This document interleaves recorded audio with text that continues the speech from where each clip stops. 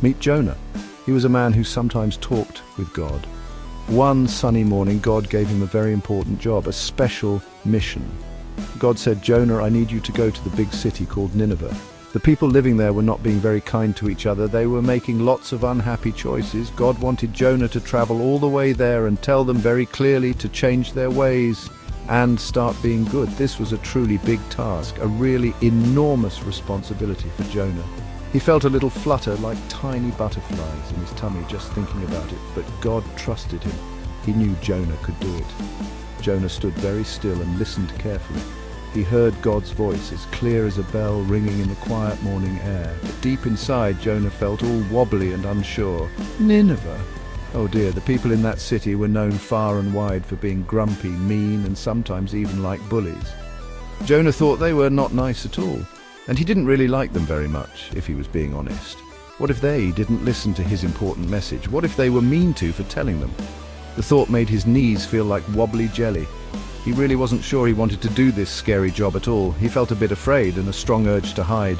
So instead of saying, "Okay, God, I trust you, I'll go right away," Jonah had a completely different idea. It was a sneaky idea, one he hoped would work. He thought to himself, maybe if I go very, very far away in the opposite direction, God will forget all about sending me to Nineveh, or maybe he'll choose someone else, someone braver. And so Jonah quickly packed a small bag. He didn't pack warm clothes for a trip to Nineveh. Oh no, not at all. He packed for a sunny trip across the sea, far away from his responsibilities. He decided he would try to run away from God's big, important job. He felt a little bit naughty doing it, but also a tiny bit clever, thinking he could outsmart the plan. Jonah hurried down to the busy, noisy port, filled with sailors shouting and seagulls calling. He saw a big wooden ship with tall masts, getting ready to sail out onto the sparkling water. "Excuse me, Captain," Jonah asked, trying to sound casual. "Where is this fine ship going?" The captain, a man with a bushy beard, boomed in a loud voice, "To Tarshish, my friend, far across the sea." "Perfect," whispered Jonah to himself, a small smile on his face. Tarshish was in the completely opposite direction of Nineveh. He quickly paid his money for the journey and eagerly hopped on board the ship. He found a quiet, cozy corner down below deck, hidden from view. He thought he was safe. He thought he had successfully escaped his daunting task. But no one can really hide from God, can they? He was trying very hard to ignore that little persistent voice of his conscience. The magnificent ship, with its sails full of wind, sailed smoothly out onto the big, wide blue sea. The sun was shining brightly in the clear sky. The gentle waves lapped softly against the side of the boat, like a lullaby. Jonah, tucked away in his hiding spot, started to feel a tiny bit better, a little more relaxed. Maybe this running away plan would actually work out after all. He even managed to drift off to sleep, nestled in his cozy corner. He dreamed of warm, sunny beaches, palm trees, and absolutely no mean people from Nineveh anywhere nearby. He truly hoped all his troubles were far, far behind him, just floating away on the gentle ocean breeze. But God had other, much bigger plans, special plans designed to help Jonah learn an important lesson about obedience and courage. Then all of a sudden, everything changed. The beautiful blue sky turned an angry, dark grey. Huge black clouds rolled in like giant, grumpy monsters, covering the sun completely. The wind began to howl like a hungry wolf and whipped the ship's sails with incredible force. The once gentle waves grew into enormous, crashing mountains of water. The big, strong ship was tossed around on the stormy sea like a tiny toy boat in a bathtub during a hurricane. The sailors, who were usually very brave and experienced, started to look extremely worried, their faces pale with fear. They had never ever seen a storm as fierce and sudden as this one. It was a super-duper, terribly scary storm, and it seemed to appear out of absolutely nowhere. Everyone on the ship, from the captain to the cabin boy, felt a cold shiver of fear creep into their brave hearts. The captain, his voice barely audible above the roaring wind and crashing waves, shouted with all his might, "Everyone pray! Pray to your gods! We need help, or we will surely sink!" The sailors were all terribly scared, their knuckles white as they gripped the ropes. They were trying everything they knew to save the ship, bailing water and steering with all their strength, but the storm was just too powerful, too relentless. Meanwhile, where was Jonah during all this commotion? Astonishingly, the captain found him down below, still fast asleep. "Wake up, sleepyhead," the captain yelled, shaking him. "How can you possibly sleep through this terrifying tempest? Get up and pray to your God. Maybe he can save us from this disaster." Jonah woke up with a sudden, guilty jump. His heart immediately sank down to his toes. He knew deep down this terrible storm was all because of him and his disobedience. Jonah felt a truly awful, heavy, sinking feeling deep inside his tummy. It was the heavy weight of guilt. He knew without a doubt that he had disobeyed God's clear instruction. He knew he was the single reason for this terrifying, ship-tossing storm. He slowly stood up, his legs trembling a little beneath him from fear and shame. "It's all my fault," he said quietly, his voice barely a whisper to the anxious sailors. "I am running away from my God, the God who made the land and the sea. If you throw me into the raging sea, the storm will stop and you will be safe." The sailors didn't want to do such a thing. It seemed too cruel. They tried to row even harder towards the shore, but the storm only grew angrier and more violent. They were very sad and desperate, but they finally understood what they had to do to survive. So, with extremely heavy hearts and tear-filled eyes, the sailors gently but firmly lifted Jonah. They looked at each other, then at the raging sea. 1, 2, 3, splash! Jonah tumbled headfirst into the wild, churning, foamy water. And just like that, in an instant, the wind stopped its furious howling. The giant, angry waves calmed down, becoming gentle ripples once more. The sun peeked shyly from behind the dark clouds, casting a hopeful light. The terrible storm was completely over. The sailors were utterly amazed and relieved. They knew then that Jonah's God was truly powerful and had control over nature. They were safe, all thanks to Jonah bravely telling the truth, even though it was the hardest thing he ever had to do.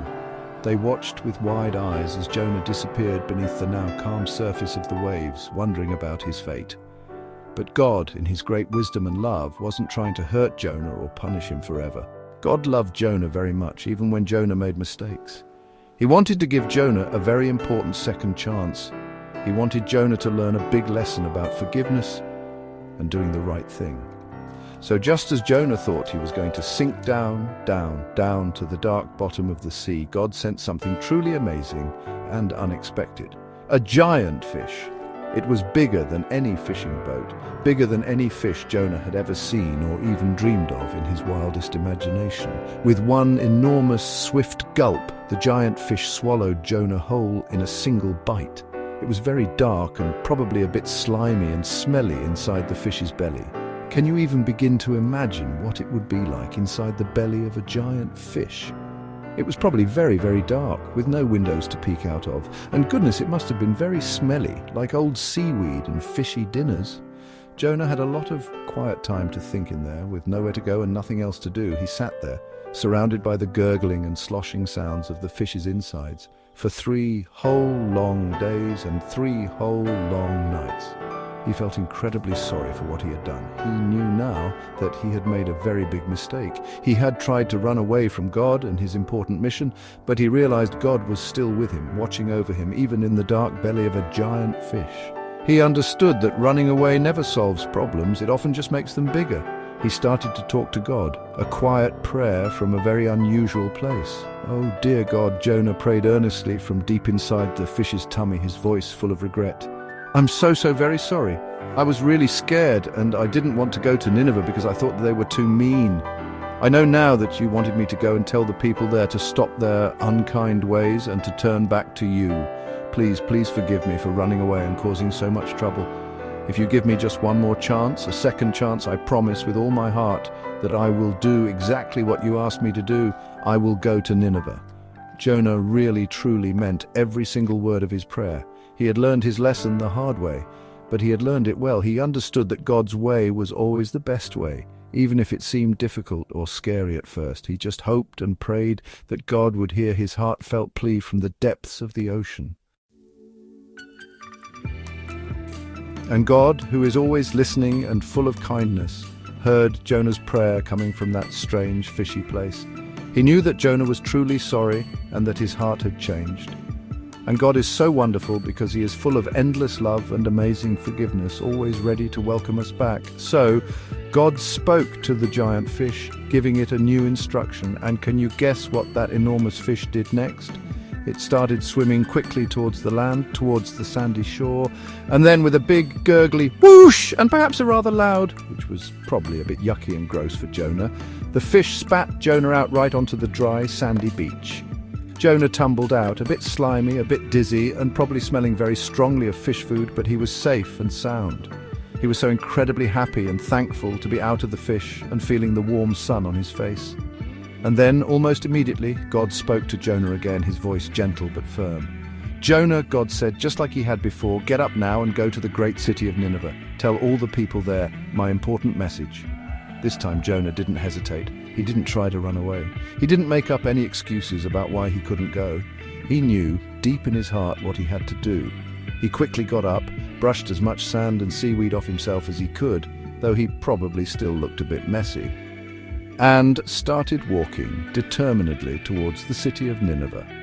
He was still a little bit nervous, perhaps, thinking about the big crowds and the mean people.